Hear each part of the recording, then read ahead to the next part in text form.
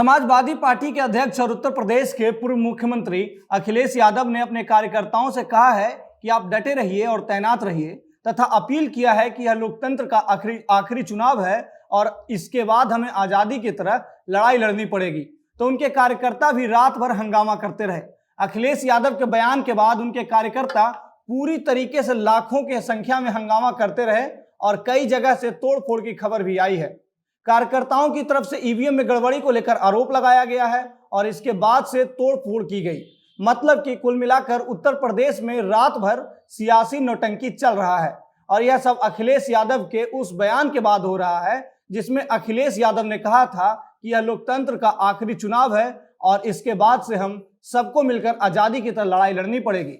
सबसे बड़ी बात है कि अखिलेश यादव सीधे तौर पर निर्वाचन आयोग पर भी सवाल उठा रहे हैं, तो दूसरी तरफ उनके इस बयान के बाद उनके कार्यकर्ताओं के बीच असंतोष बढ़ रहा है और अगर इसी प्रकार से चलता रहा तो इस बात की आशंका है कि अगर उत्तर प्रदेश में विधानसभा चुनाव का परिणाम समाजवादी पार्टी के पक्ष में नहीं आता है तो फिर समाजवादी पार्टी के कार्यकर्ता उग्र होकर सरकार के खिलाफ प्रदर्शन भी कर सकते हैं। अब नमस्कार, मेरा नाम अंकित शर्मा है और आप जनता जंक्शन का विशेष कार्यक्रम जनता जंक्शन शो देख रहे हैं।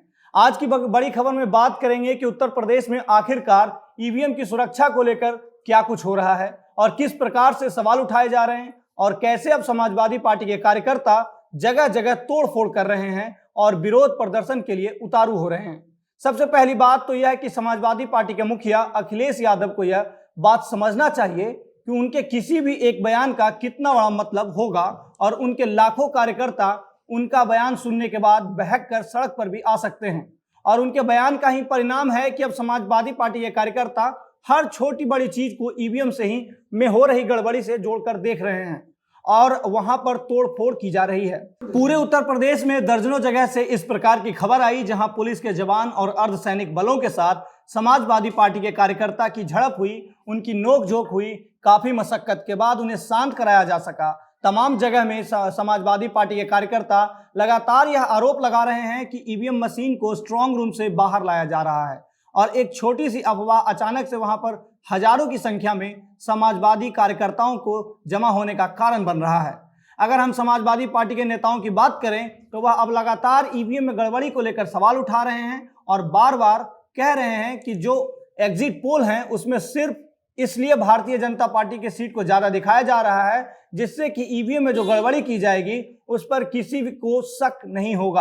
अखिलेश यादव ने तो खुद एक प्रकार से यह कह दिया है कि अगर हमारी हार होती है तो फिर सारा का सारा दोष ईवीएम मशीन का होगा क्योंकि ईवीएम के साथ गड़बड़ी की जा रही है और जानबूझकर किसी दूसरी पार्टी को जीतने नहीं दिया जा रहा है।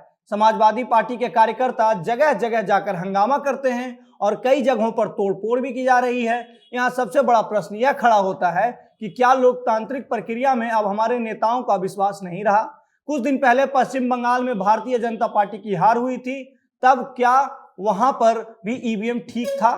क्या वहां पे ईवीएम में कोई गड़बड़ी थी? क्या अगर पंजाब में भारतीय जनता पार्टी बुरी तरह से हारती है तो वहां का ईवीएम ठीक होगा? बाकी देखते रहिए कि 10 तारीख के बाद जब परिणाम आता है तो परिणाम क्या आता है। आज की बड़ी खबर में इतना ही। अब बढ़ चलते हैं इन शॉर्ट्स की तरफ। इन शॉर्ट्स में सबसे पहली खबर उत्तर प्रदेश के बहुजन समाज पार्टी से जुड़ी हुई है। उत्तर प्रदेश में बसपा सुप्रीमो मायावती की तरफ से मतगणना वाले दिन को लेकर खास तौर पर तैयारी की गई है। बसपा ने एक टीम बनाई है और उस टीम का काम दिया गया है कि मतगणना के दिन वह लगातार इस बात का अपडेट देता रहेगा कि किस सीट से और कौन से प्रत्याशी आगे चल रहे हैं, तो कौन सी सीट कौन सा प्रत्याशी पीछे चल रहा है। जो टीम बनाई गई है उसका मुख्य काम यही है कि वह मायावती को तुरंत फीडबैक दे। मतगणना के पहले हर एक पार्टी की तरफ से तैयारी की गई है और हर पार्टी चाहती है कि मतगणना में किसी प्रकार की कोई गड़बड़ी ना हो और उनकी तरफ से उसी हिसाब से तैयारी भी की जा रही है और इस प्रकार की तैयारी बसपा की तरफ से भी की गई है, जहां बसपा के महासचिव सतीश चंद्र मिश्रा ने पार्टी के वरिष्ठ नेताओं के साथ बैठक की और उन्हें दिशा निर्देश दिया है। अब दूसरा, आज हम बात मतगणना की कर रहे हैं तो मतगणना से पहले मिर्जापुर में समाजवादी पार्टी के कार्यकर्ताओं ने रात के समय में हंगामा शुरू कर दिया। हंगामा शुरू होने का कारण था कि समाजवादी पार्टी के कार्यकर्ताओं को स्ट्रांग रूम के अंदर से बीप की आवाज सुनाई दे रही थी। समाजवादी पार्टी के कार्यकर्ताओं ने आरोप लगाया कि जिस कमरे में ईवीएम को रखा गया है वहां से आवाज आ रही है और फिर समाजवादी पार्टी के कार्यकर्ताओं को लगा कि कहीं अंदर सत्ताधारी पक्ष के नेता ईवीएम के साथ छेड़छाड़ तो नहीं कर रहे हैं, और फिर रात के समय जोरदार हंगामा शुरू हुआ। समाजवादी पार्टी के नेता लगातार कह रहे थे कि अपना वोट डालने के बाद जिस प्रकार की आवाज मशीन से आती है उसी प्रकार की आवाज लगातार स्ट्रांग रूम से आ रही थी। मतलब कि कुल मिलाकर समाजवादी पार्टी के कार्यकर्ताओं का यह मानना है कि भारतीय जनता पार्टी की तरफ से ईवीएम से छेड़छाड़ की जा रही है और वो ईवीएम के रखवाली के लिए स्ट्रांग रूम के बाहर बैठे हुए हैं। स्ट्रांग रूम का मतलब कि जहां वोट डालने के बाद मशीनों को रखा जाता है। अब बढ़ चलते हैं तीसरे इन शॉर्ट्स की तरफ। उत्तर प्रदेश के चंदौली से भी इसी प्रकार की एक खबर आई, जहां बसपा के प्रत्याशी ने अपने हाथ में वीवीपैट की पर्चियों को लेकर फोटो भी खिंचाया और दिखाया कि कैसे खुले में पर्ची मिल रही है। उनका भी आरोप था कि कुछ न कुछ गड़बड़ है। उन्होंने तो यहां तक कह दिया कि और यहां तक मांग कर दी कि दोबारा से चुनाव कराई जाए। मतलब कि कुल मिलाकर छोटे से कार्यकर्ता से लेकर के विधानसभा का चुनाव लड़ रहे प्रत्याशी और प्रदेश के बड़े से बड़े नेता तक इस बात को लेकर लगातार बात कर रहे हैं कि सरकार कुछ न कुछ ईवीएम में गड़बड़ी कर रही है। हालांकि चुनाव आयोग लगातार इन सब बातों से इनकार करता आ रहा है और इतनी आसानी से यह सब कुछ संभव भी नहीं है। अब बढ़ चलते हैं अगले इन शॉर्ट्स की तरफ। कल 10 तारीख है और इस लिहाज से कल का दिन सबसे महत्वपूर्ण रहने वाला है, क्योंकि पंजाब से लेकर उत्तर प्रदेश, उत्तराखंड, गोवा और मणिपुर, इन सारे राज्यों में कल चुनाव का परिणाम आ जाएगा।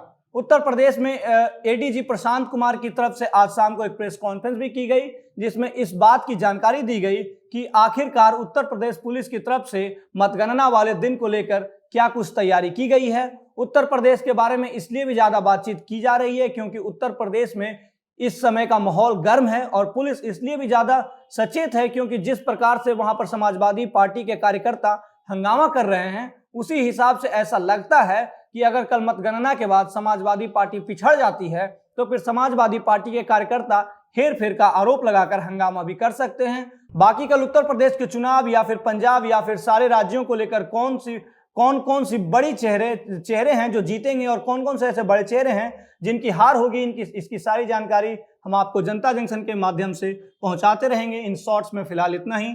अब बढ़ चलते हैं कानून के हिस्से में। कानून के हिस्से में बात करेंगे भारत के पूर्व प्रधानमंत्री राजीव गांधी की हत्या से जुड़ी हुई।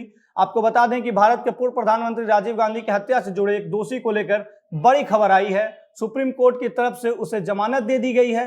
एक बात और यह कही गई है कि भले ही उसे पैरोल मिल गई है, लेकिन पैरोल पर रहने के बावजूद वह अपने घर से बाहर नहीं निकल सकेगा। उसे किसी व्यक्ति से मिलने की भी इजाजत नहीं दी गई है। हम बात एजी पेरारीवलन की कर रहे हैं, जो पूर्व प्रधानमंत्री राजीव गांधी का हत्यारा है। पिछले 29 साल से यह व्यक्ति जेल की सजा काट रहा है, लेकिन अब सुप्रीम कोर्ट की तरफ से उसे जमानत दे दी गई है। अब बात करते हैं आज के आखिरी सेगमेंट यानी नसीहत की, और नसीहत में बात पूर्व राष्ट्रपति डॉक्टर अब्दुल कलाम की करेंगे। अब्दुल कलाम ने कहा था कि अगर सूरज की तरह चमकना है तो फिर सूरज की तरह ही आपको जलना भी होगा। मतलब साफ है कि जो जितना मेहनत करेगा भविष्य उसे उतना अधिक और मीठा फल मिलेगा। धन्यवाद, शुक्रिया।